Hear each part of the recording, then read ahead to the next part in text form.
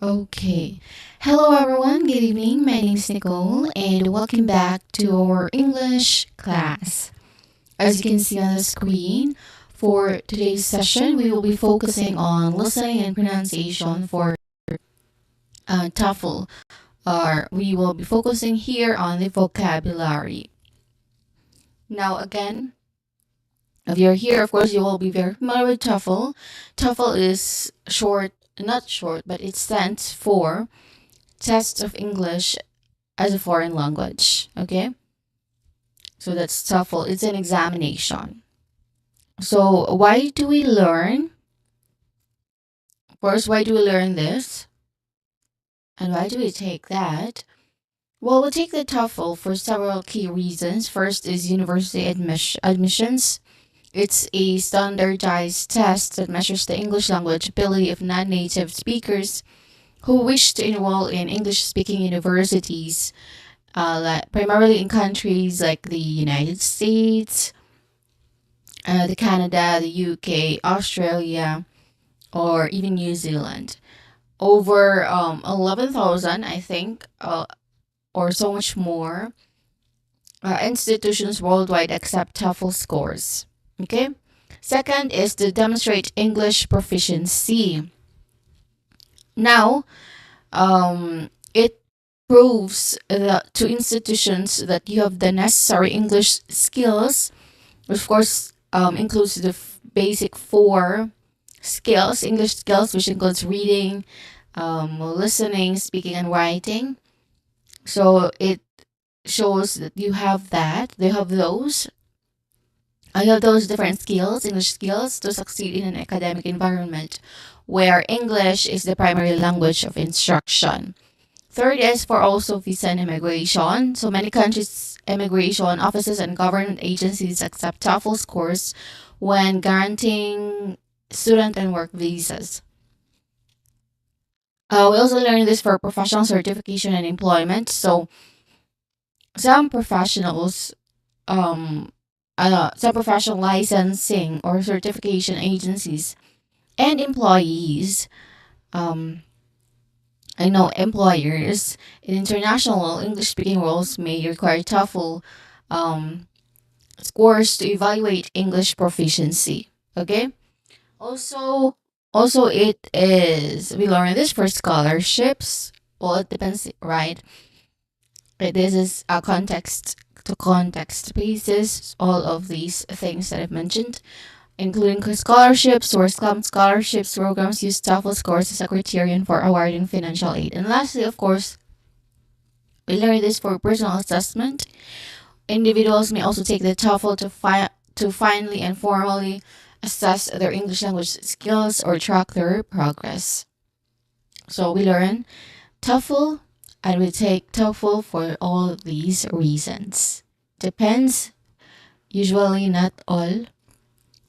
It doesn't apply to all, but it our reasons will be applied or it applies to at least one of these things. Okay? It's context based. It's case to case basis. All right. Well, we've already talked about those. Just a general thought about TOEFL or teaching of English as a foreign language.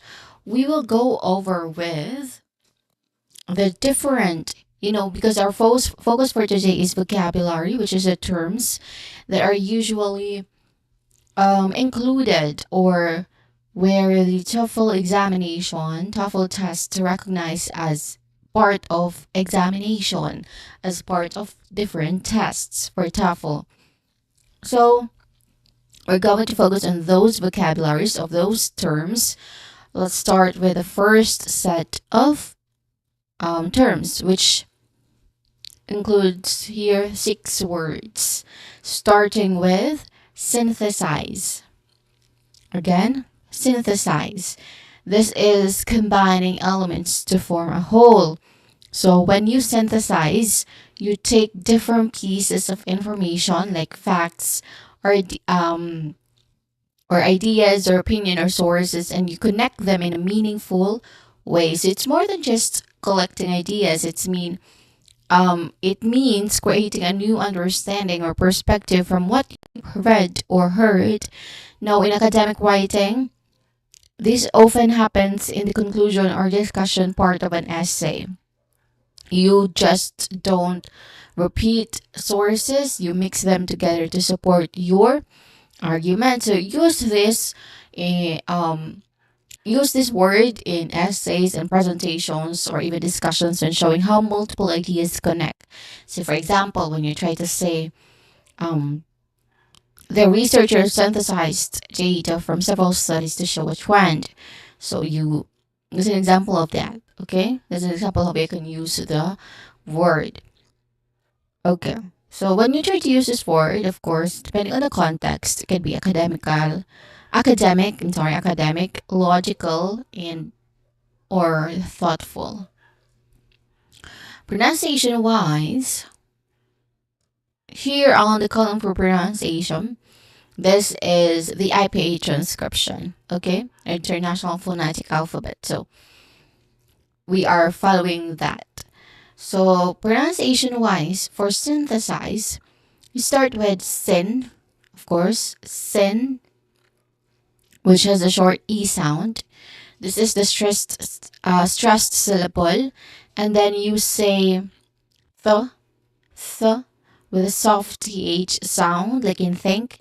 And you end with synthesize. Yeah, size, which is just like the word size with a buzzing sound at the end. And it has a diphthong I. Now, again, what's the diphthong? This is when a vowel sound smoothly glides to another vowel sound. So, vowel sound plus vowel sound, we get a diphthong sound. So, here, the diphthong in size is I. I'll highlight it for you. This one. Sorry. That one. So, that's the diphthong. So, size, it begins with a hissing sound, letter S, followed by a diphthong I, and then a buzzing sound, letter Z at the end. So, all in all, this is synthesize. Again, synthesize. One more time. Synthesize. The stress is on the first syllable. Second, postulate.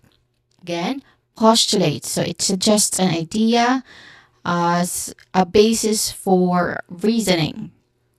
So to postulate, it means to put forward an idea, a theory, or explanation without proving it at first. So it's often used in science, in math or logic. You're not saying it's definitely true. You are suggesting it to so others can think about it or build on it. Say, for example, a scientist might postulate that climate change affects migration patterns. They haven't proven it yet, but it's a starting point for research. So basically, a hypothesis or a theory. Okay. So you use this when you are writing or speaking about new theories or possible explanations, especially in academic essays or research discussions. Pronunciation wise, postulate. You begin here with pause, like possibility or positive. So pause. And then next is chew, which is a quick mix of T and Y sounds, like chewon, church. So it's more of like a CH sound. But yeah, here it's chew. And then you end with late, which has a diphthong in the middle. The diphthong is A. Diphthong is A. This one, that's the diphthong sound. So late. This word is postulate. The stress is on the first syllable. Again, postulate. Next, substantiate. Again, substantiate. One more time, substantiate. This is to provide evidence to support a claim. So when you substantiate something, you back it up with facts or evidence. It's not enough to say your opinion. Here, you need to show it is true, of course. So this word is very important in TOEFL writing and speaking. For instance, you might say, The author substantiates her claim with statistics from the World Bank. So that means she gave proof, okay? So use it when you want to explain that someone or you provided evidence for a statement or a claim in writing, in presentations, or any formal arguments, okay? Pronunciation wise, you start with sub, which has a short ah sound, sub, like in subway or subject, and then stun, which also has a short ah sound. It begins with a consonant cluster or consonant blend, where two consonants, namely letter S and letter T, they are blended or combined together to form a one sound. Stan, stan. So after that, we have substan. She ate. Okay? She and then ate. She, which has a short E sound, substantiate. Substantiate. Ate, which has a diphthong sound. Okay? So this is substantiate. The second syllable is the stressed syllable, stun. So this is substantiate and substantiate. All right. Fourth, underscore. Again, underscore. This is to emphasize or highlight something is important. So to underscore something, it is to show that it's very important in writing. So you might literally underline a sentence. In speaking, you might say a phrase more slowly or with emotion. It's a way of pointing out. Like for example, you say, "Hey, this really matters." Um, you say the speaker underscored the importance of education for social change. Okay, so you use it in academic or professional speech when you want to highlight a key point. Pronunciation wise, underscore, we begin with un, which has a short, quick, and stressed vowel sound here, so un, and then der, like her, but instead of letter H sound, at the beginning, you replace it with letter D, so der. And you end with score, score. Again, score, like the score in a game. So you start this syllable with a consonant blend of letter S and letter C, and then O, which is a diphthong, and then you end it with letter roaring sound, a letter R sound. So this is underscore. Score is the stressed syllable. Okay, you stress on the last syllable. Underscore. Fifth, disseminate. Again, disseminate. This is to spread widely, especially information. So you spread information or ideas to many people, basically. To disseminate, it means to share something, usually information, widely and intentionally. So you might disseminate news, research ideas, or even warnings.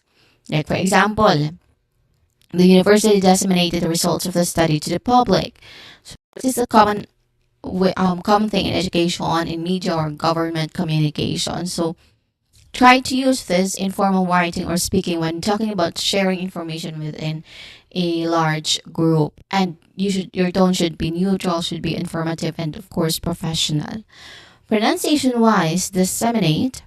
You start with D with a short E sound, like dip, and then followed by sem, which has a short E sound, like jam. But instead of letter G at the beginning, you replace it with letter S, a hissing sound. So sem. The sem, that's the next syllable or sound, which has a quick soft sound, and then you end it with Nate, which has a diphthong A, like a date. So this the you say this as disseminate. Again, disseminate.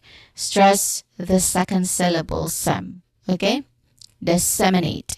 Again, disseminate. And lastly, exacerbate. Exacerbate. Exacerbate. This is make a problem worse. So you make something worse. When you exacerbate a problem, you make it more serious or more intense. You are not fixing the situation, you're making it harder. So this is useful when discussing challenges in society, in health, or relationships. For example, you say the shortage of medicine exacerbated the crisis in the region. Okay? Oh, for a moment. Mm-hmm. Okay. All right. So yeah, that's exacerbate. You use it when explaining how an action or situation increased in negative effect. Pronunciation wise, you start with ig, like IG, based also on the IP transcription. So instead of X, you say egg. Okay? Egg with a short E sound, like ignore. The beginning sound or the first syllable of ignore. Egg. And then you followed it with zaz. Zaz with a buzzing sound at the beginning, letter Z sound, which is a voiced sound. And zaz, so short sound and then hissing sound at the end. And then next say which is soft and quick. This is a schwa sound, basically stressed, quick sound. Exazer, exazer, and then yeah, exazer, So there's on the third syllable. I forgot to include it, and then you end it with bait, bait, which has a diphthong sound a. So this you stress here in the second syllable zas. You get exacerbate. Again, exacerbate.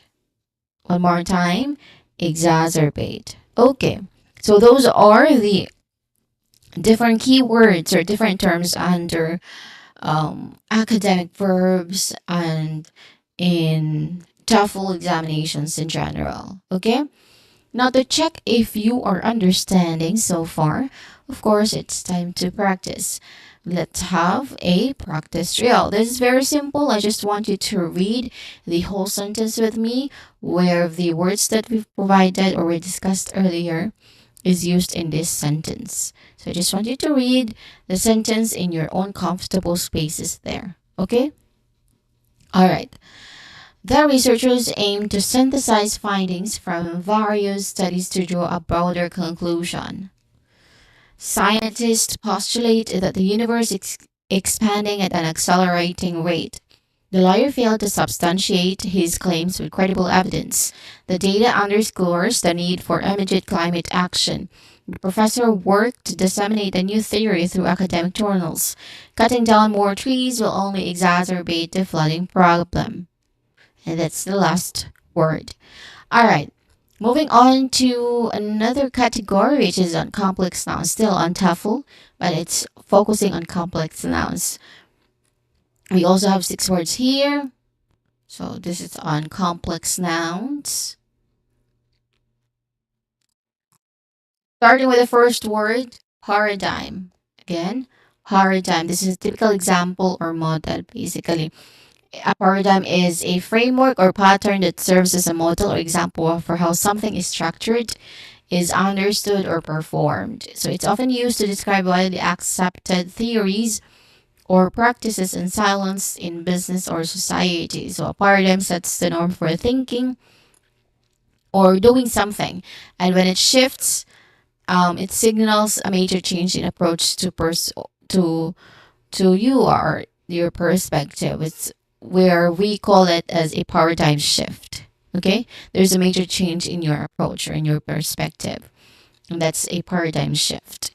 So try to use this term in academic, philosophical, business, or scientific context to refer to a dominant model or system. Especially useful when discussing theoretical models like um, scientific paradigm of the 20th century, something like that, and so on and so forth. Or you can also use this when We're talking about ways of thinking, like a new paradigm for leadership, or transformative change, like paradigm shift in healthcare delivery. So that's just, some of the many examples. Pronunciation wise, paradigm. So, paradigm. First syllable is stressed here, par, which has a short ah sound, and then which is a schwa sound. Okay? Short, quick, and stressed vowel sound. And then dime, which is a diphthong sound, I. So, paradigm. Again, paradigm. Here, as you've noticed from the spelling, the letter G letter, and that was redundant, the letter J, this one in the spelling, that one is a silent letter. We do not say paradigm. Okay? We do not say that this word as like that. We say paradigm with a silent letter G. Okay? And a diphthong at the end. Okay. Next, phenomenon. This is a remarkable or observable event or fact. A phenomenon is any a fact, occurrence, or circumstance that can be observed and studied, especially if it's unusual or surprising. It's often used in scientific or academic discourse to refer to something that demands explanation, and the term can apply to natural occurrences like an eclipse, as social behaviors like viral trends, or even abstract experiences like deja vu. Okay, so best used of this word is when we're trying to refer to scientific observations, to cultural or social trends, or any unusual events needing analysis or explanation. Okay? Pronunciation wise, phenomenon, we start with f, which has a letter F sound paired with a schwa sound. F, fe de fe, then no, pheno, nom, phenom, nom. Here is the second syllable and is the stressed syllable here. Okay? Num. And then E, short E, and then nun, which has also a schwa sound. So this is phenomenon. Again, phenomenon. Next, conundrum. Conundrum. Again, conundrum. This is a difficult or confusing problem. A conundrum is a puzzling question, a situation or problem often without a clear, satisfactory solutions. It's commonly used when facing moral dilemmas, complex decisions, or ambiguous scenarios. So the term conveys a sense of being mentally stuck or confronted with options that are equally. I'm sorry for a moment. Okay, going back. So you are confronted with options that are difficult or unsatisfying. Okay, for a moment.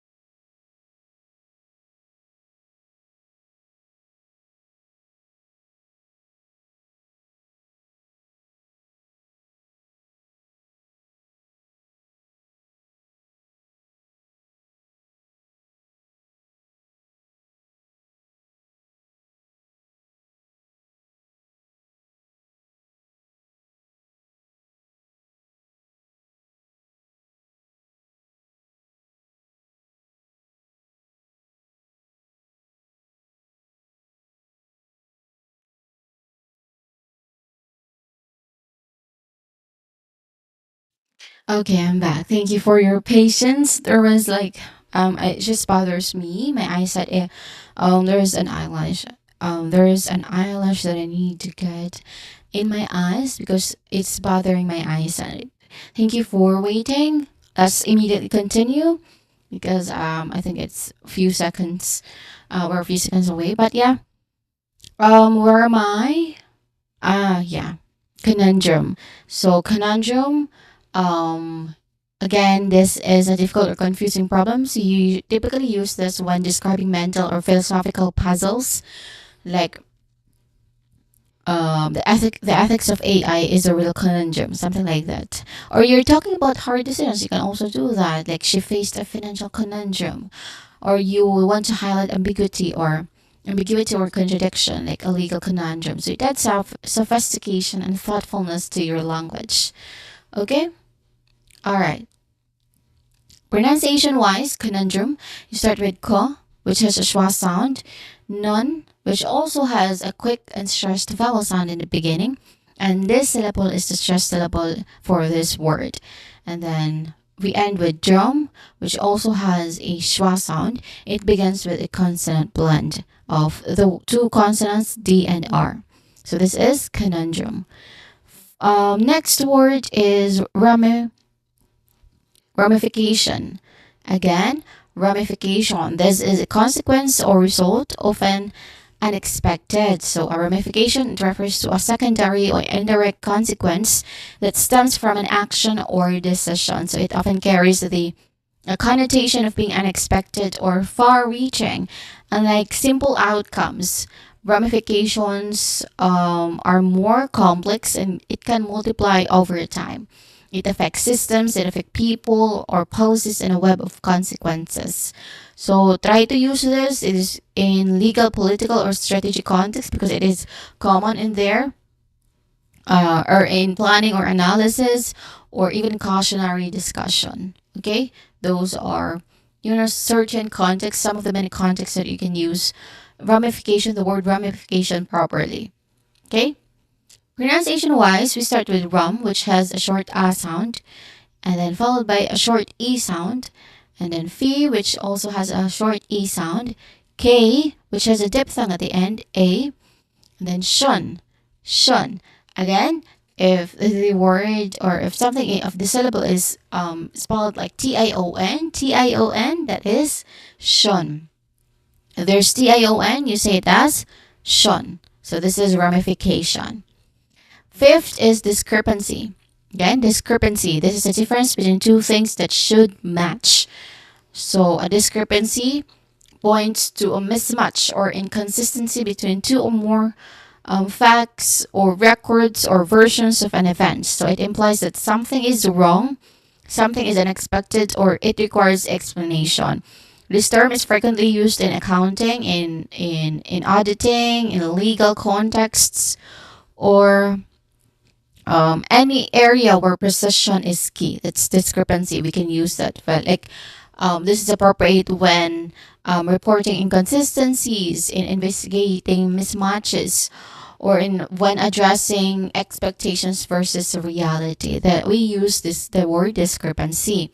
Pronunciation wise, we start with this, the first syllable, which has a short e sound and ends with a hissing sound, and then followed by the stressed syllable crep, which has a short S sound, and it starts with a consonant blend or cluster K and the sound of K sound and sound. So you combine those two distinct consonant sounds.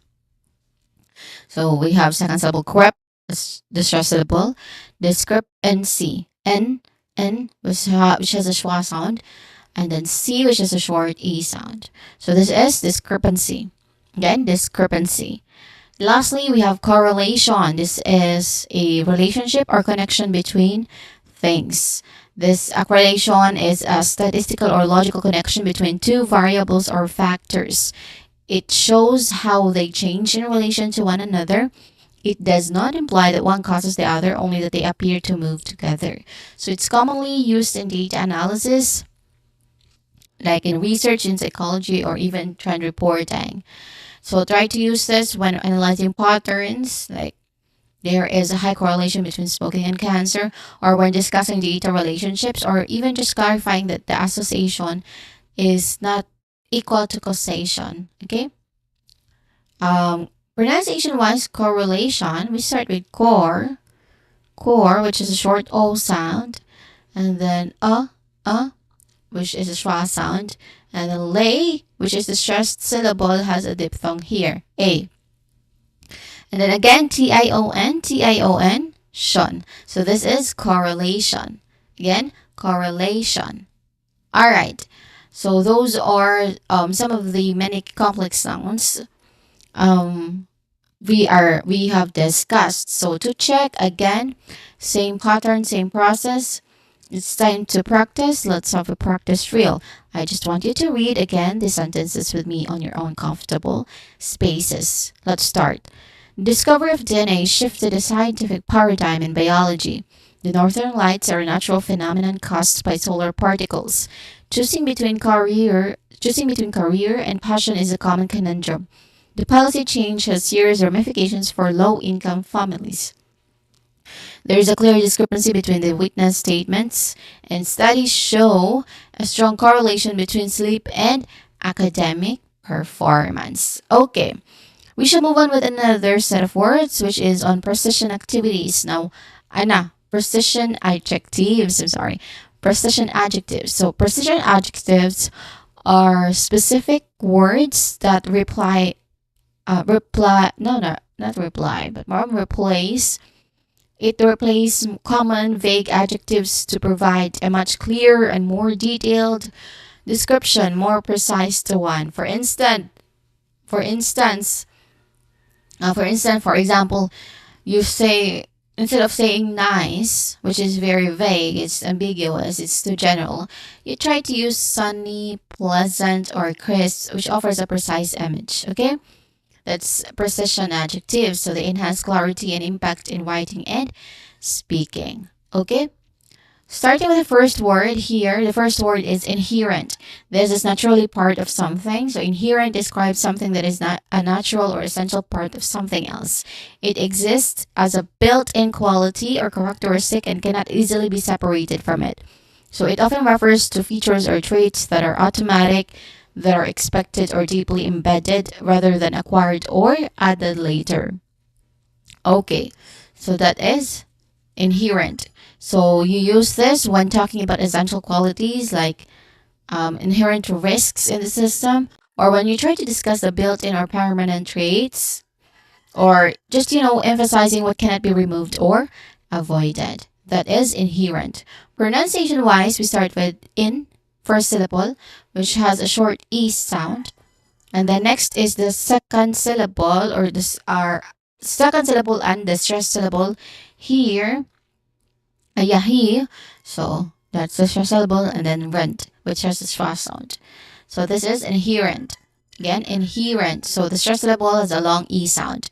Inherent. Next is ambiguous. This is unclear or having multiple meanings. Ambiguous refers to something that is open to more than one interpretation, or it is unclear in meaning. So this can be intentional, where you allow flexibility or nuance, or unintentional, where you cause confusion or misunderstanding.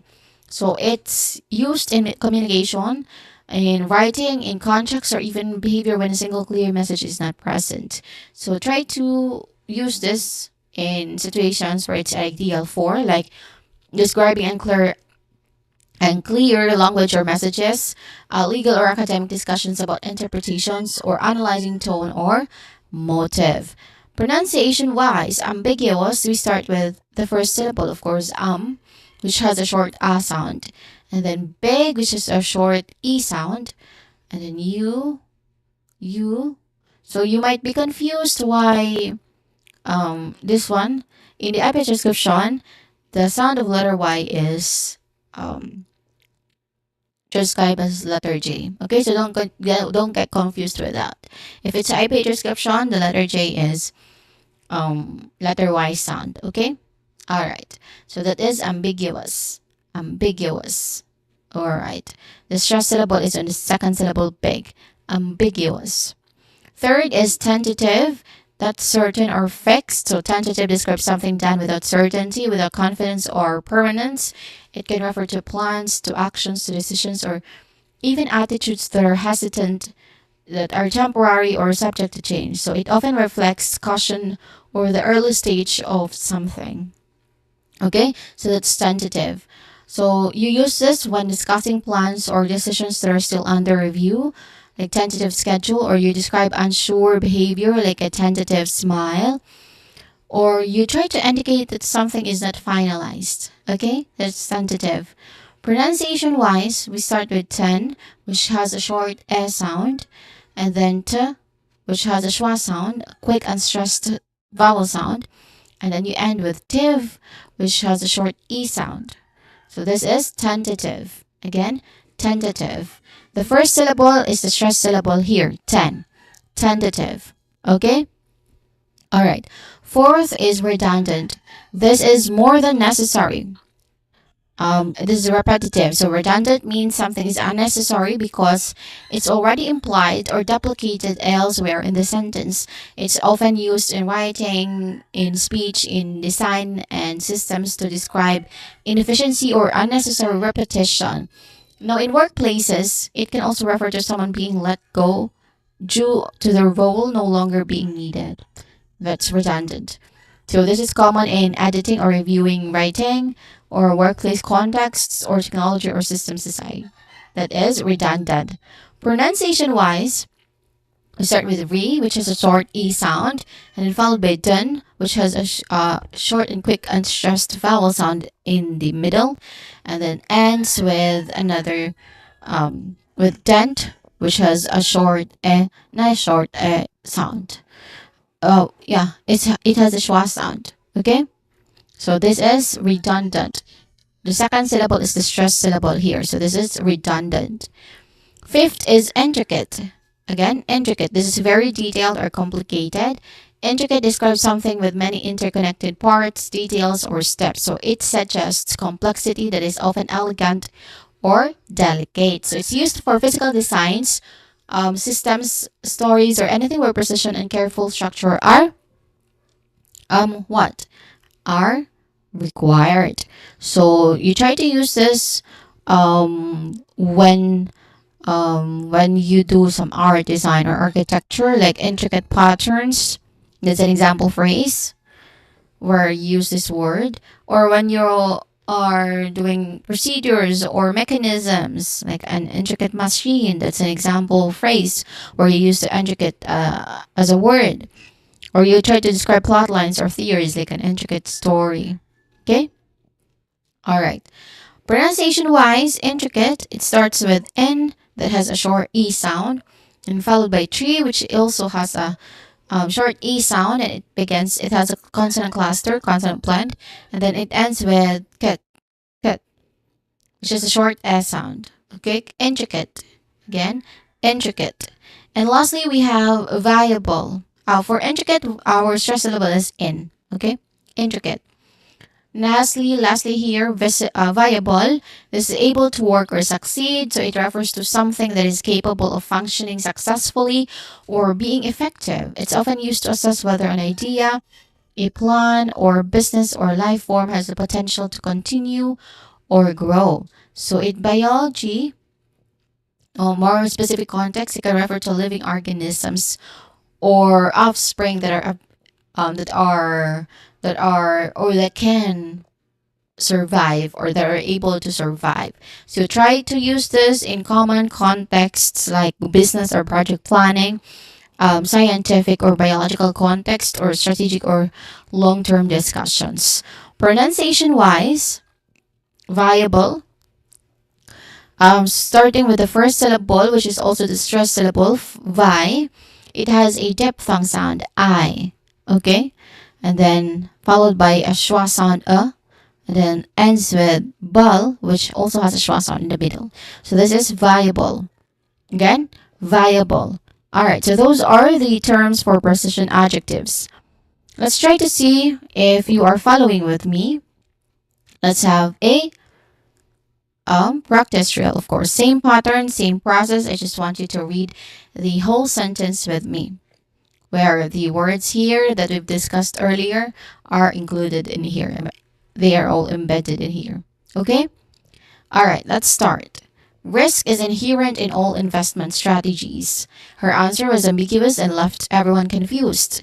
We have a tentative plan to travel next month. The report contains several redundant paragraphs that can be removed.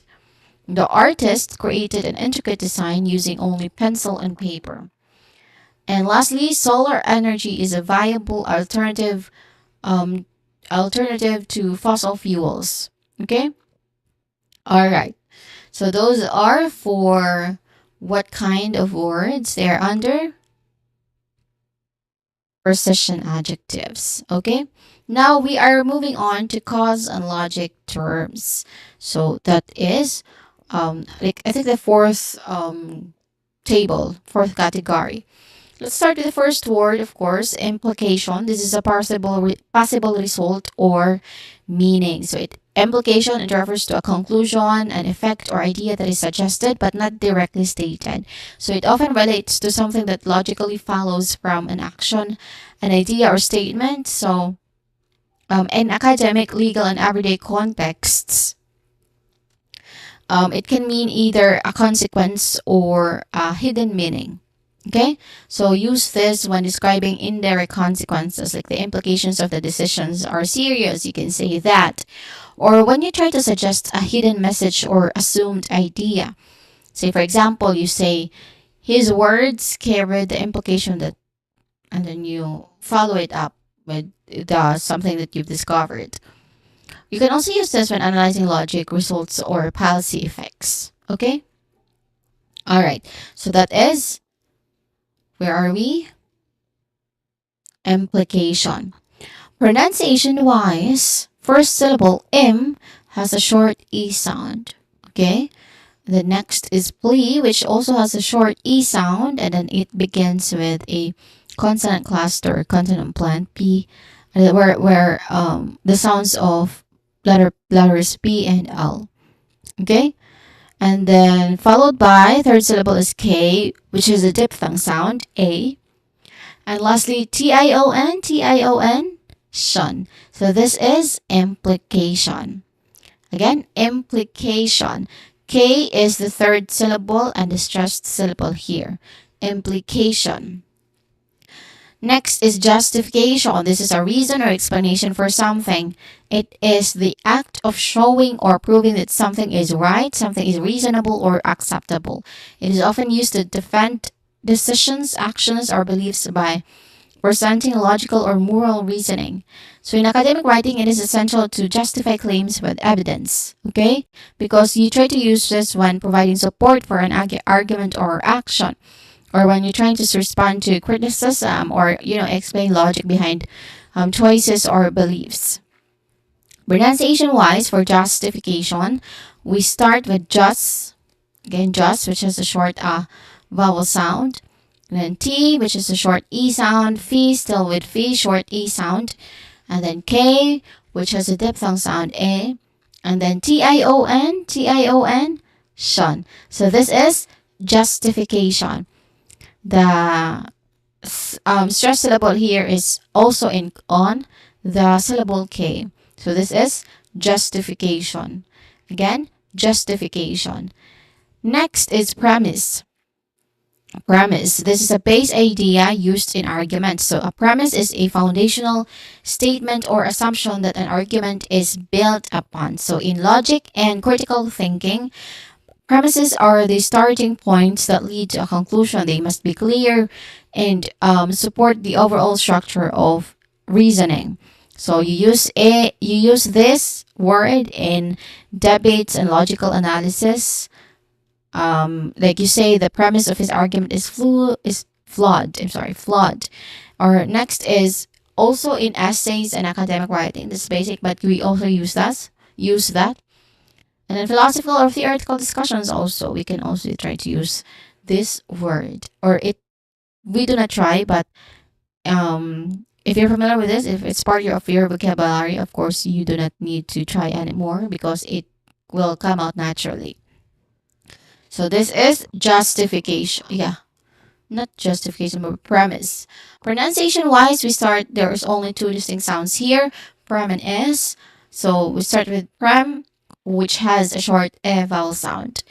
And it starts with a consonant blend or cluster, letters P and R. And then S, the second syllable is S, which is short A sound. When combined together, we get premise. Again, premise. One more time, premise. Fourth is contradiction, a conflict or inconsistency. This refers to two or more ideas, statements, or facts that directly oppose each other and cannot be true at the same time. So it often signals a flaw in logic, in belief, or argument. So in debate and reasoning, contradictions weaken positions and need to be addressed. Okay? Because you use this when certain contexts like logic and argumentation, philosophy or analytical writing or real world inconsistency. Now, pronunciation wise, thus we have uh, contradiction. So this is well, the start is con, which is a short o sound, and then followed by tra, which starts with a consonant cluster sound of t and r, then short a sound, then dek, then shon, tion, shon. So this is contradiction. Again, contradiction. Fifth is inference, a conclusion drawn from evidence. Inference is a mental process of drawing conclusions from evidence or reasoning rather than from the direct statement. So it allows us to understand what is implied based on clues or logic. So it's a key skill in reading, in analyzing, and critical thinking. Okay, so try this here. We try to discuss how we reach understanding beyond the explicit, or what other things.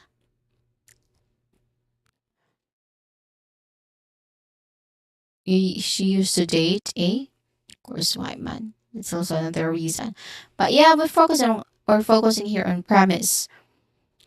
This is a base idea used in argument. So premise, um, what I mentioned about the IP transcription of these words. So that's premise. Um, oof, it's premise. Well, I'm out of nowhere. Out of nowhere, I mentioned premise, but yeah, we're already done with contradiction. Next is inference. We've already done about that also, I think. Yeah. And lastly, we have repercussion. This is a negative consequence. Basically, it means an intended and typically negative outcome or consequence of an action or event. So it often describes long-term or indirect effects, especially those that happen after some time has passed. Okay? So you try to use this in discussions of actions with long-term impact or any social, political, or personal decisions with ripple effects, or just news and media analysis. Okay? So this is usually often serious or negative in tone. Formal also, of course, that's given. This is repercussion. Pronunciation wise, we start with the first syllable, re, which has a short, not short, but long E sound. Now, a tip to check if a particular vowel sound is short or long, let's focus on long. In the IP transcription, beside the vowel is a colon. Okay, so when there's a colon, then that signifies that we should say that particular syllable with a long vowel sound. Okay? All right, so re is long and clear. P, p, which is a schwa sound, light and stressed. Per, k, cushion, k, which also is it's also light and stressed, and then yeah, not tion, but yeah, cushion, shon. That's the last syllable, shon. Again, shon, like tion, shon, but it's not spelled as tion. Okay, so this is repercussion. Again, repercussion. The syllable stress is on first syllable and third syllable. Repercussion. Again, repercussion. All right, that's the last word for cause and logic terms. All right, same pattern. Of course, we will not proceed to another set of phrases without practicing the previous one. So it's time to practice. Let's have a practice drill. Same pattern, same process. I just want you to read the sentences with me in your own comfortable spaces there. Okay? Okay, let's start. The study's implication is that early education affects lifelong learning. He offered no justification for his sudden resignation. The argument is based on the false premise that money equals happiness. There's a contradiction between his words and actions. From the data, we can make an inference about user behavior. The decision raised tuition fees that fees had widespread repercussions. Oh, I'm sorry for that. All right. Okay. Thank you so much for your patience. Now, with all of that, let's proceed with, I think this is the last, yeah, the last set of phrases for TOEFL vocabulary that I'm going to focus, which is on high level abstract terms. So these are words that are commonly used in academic writing, professional discussions, and sophisticated debates because these terms go beyond concrete objects and describe ideas, values, logic, and mental states. So mastering them will elevate your speaking and writing skills. It enables you to articulate complex thoughts with precision and clarity. So let's dive into these foundational terms under high level abstract. First is hierarchy. Again, hierarchy. One more time, hierarchy. This is a system of levels or rank. So a hierarchy refers to an organized structure where people or things are ranked one above the other according to status, to authority, or importance. So this term is frequently used in organizations like biology, like animal dominance maybe.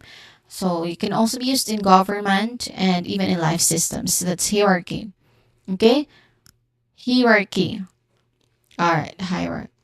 No, not hierarchy, but still, since we're focusing on IP transcription, let's look at that. It is pronounced here as hierarchy. Again, hierarchy. So the first syllable, pronunciation wise, the first syllable has a diphthong sound, I. Okay? Hierarchy. Second syllable is rar. Ra. Yeah, rar, which has a broad sound in the middle, like car. And then it ends with key, of course, short E sound. Hierarchy. The stress here is on the first syllable, hierarchy. So this is hierarchy. Next is integrity. This is honesty and strong moral principles. It describes the quality of being honest and having strong moral and ethical principles. It implies consistency between, what do you call that, between values, actions, and words, even when no one is watching. So that's integrity. It's typically used when there is a character analysis in literature and ethical discussions or workplace evaluation or leadership and trust-based conversations. So that is hierarchy. I know, sorry, integrity. So pronunciation wise, we start with in, which has a short E sound, and then tag, which is short S sound. It rhymes with leg, okay? Tag. And then integrity, short E sound also, and then T, which also has a short E sound, okay? The primary stress on the second is on the second syllable. Integrity. Second syllable is re. I think it's re. I forgot, but yeah, that's integrity. All right. Next is validity. Again, validity. This is how reasonable or logical something is. That's on validity. So it is a quality of being logically sound, acceptable, or well founded. It is used in arguments, in legal discussions, or academic research and testing. So try to use this when evaluating logical strength in writing or speech, in discussing research or test results, or even just questioning the legitimacy of claims or processes. Okay? All right. So pronunciation details, hierarchy. I know. Integrity. So N is the first syllable. It's unstressed. Here, the stressed is on how do you call that? Was it yellow or cyan? I think it's cyan. Oh yeah, this is integrity. Fourth, not integrity. Sorry, validity. This is validity. Fourth is disposition. This is a person's natural mood or attitude. So disposition refers to someone's inherent qualities of mind or character, particularly their usual mood or attitude. It can also describe the tendency to behave in a certain way because in psychology, it reflects personal traits. Okay, that's a good way to also encourage others. All right, that's integrity. Fifth is dilemma, a situation with a difficult choice. So a dilemma is a situation in which a person must choose between two or more equally undesirable or mutually exclusive options. So it's often used to describe moral or ethical conducts or conducts of conflicts or strategic decisions with no easy answers. All right? Okay. So this is Epson L3250 for the printer. Okay? All right. Dilemma. Pronunciation wise, we have first de, which is short a sound, and then followed by lem, which is a short s sound, and then which is of course a short vowel sound. So dilemma. Again, dilemma. Next is coherence. This is logical and consistent connection. Basically, coherence it refers to the quality of being logically connected and easy to follow. It is crucial in writing, communication, and thinking. So, coherent ideas, how the flow should be logically from one to the next and create a unified world. All right? Okay. So that is coherence. And that is the last word for today. Again, this is the last word for today. We have, for high-level abstract terms, we have hierarchy, integrity, validity, disposition, dilemma, and coherence. Now, just to check if you're following still with me, it's time to practice the last practice for today's session. Same pattern, same process, just read a sentence with me in your uncomfortable spaces there. Okay, let's start. The company's strict hierarchy discouraged open communication. She is known for her integrity and fairness in the workplace. The validity of the research findings was questioned by experts. His cheerful disposition makes him a favorite among colleagues. The ethical dilemma involved choosing between honesty and loyalty, of course. I'm sure to say that. The next is, for a moment.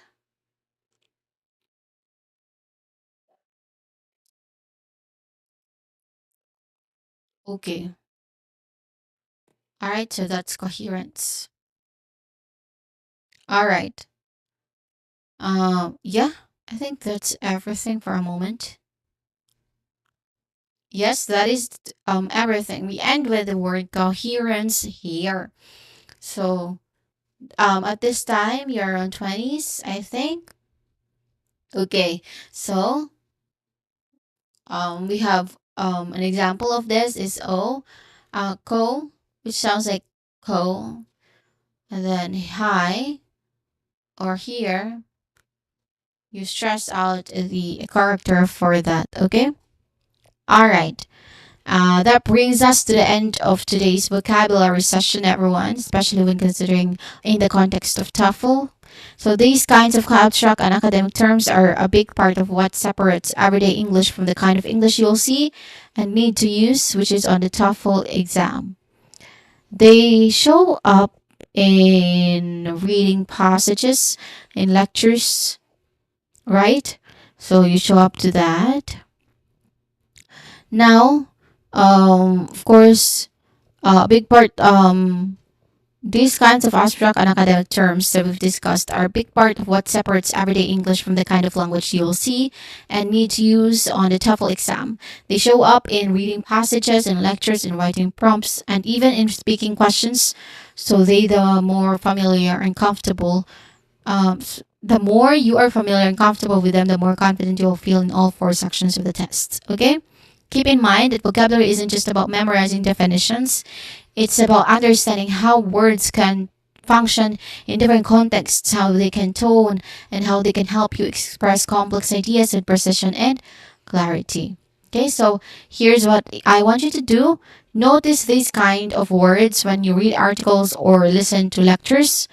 Use them in your writing and speaking, even if it feels a bit challenging at first. So just try to review regularly.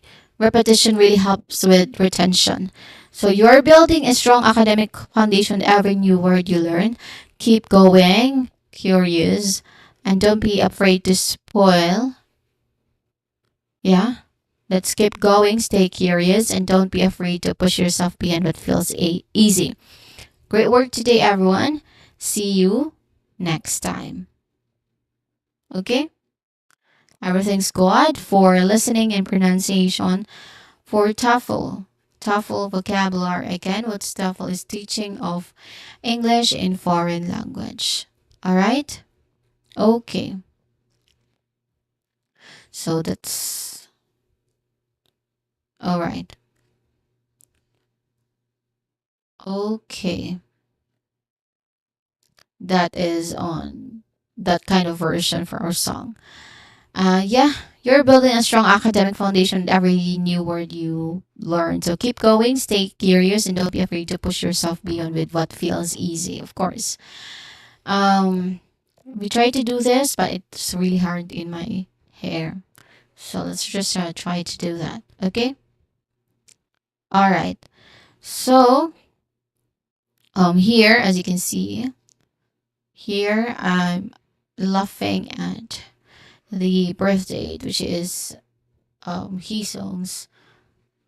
I know, I don't know if you're familiar, but yeah, one of my friends' um business. Okay? All right. So I think that's end. For a moment, let me check. Yeah. That's all, everyone. Have a great rest of the night. Goodbye.